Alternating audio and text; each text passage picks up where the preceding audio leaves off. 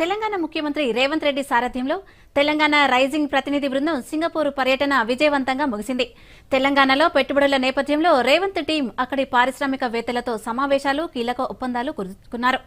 తాజాగా CM Singapore నదిలో పడవ ప్రయాణం చేసి అక్కడి నది పునరుద్దరణ కార్యక్రమాలను పరిశీలించారు.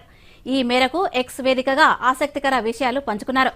సింగపూర్ నదిలో పడవ ప్రయాణం చేసి నదుల పునరుజ్జీవనం, సిటీ స్టేట్ అనుసరించిన ఉత్తమ పద్ధతులు తెలుసుకున్నానని, నీటి నిర్వహణలో పురోగతి, వారసత్వ భవనాల పునరుద్దరణ, అద్భుతమైన కొత్త ఐకానిక్ భవనాలు, కార్యాలయాలు, నివాసాలు, పట్టణ మౌలిక సదుపాయాలను అభివృద్ధి చేయడం గమనించినట్లు పేర్కొన్నారు.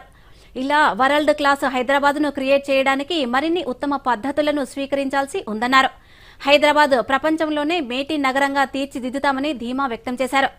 కాగా సింగపూర్ పర్యటన ముగించుకున్న రాష్ట్ర ముఖ్యమంత్రి రేవంత్ రెడ్డి రేపటి నుంచి దావోస్ వేదికగా జరగనున్న వరల్డ్ ఎకనామిక్ ఫోరంలో పాల్గొంటారు.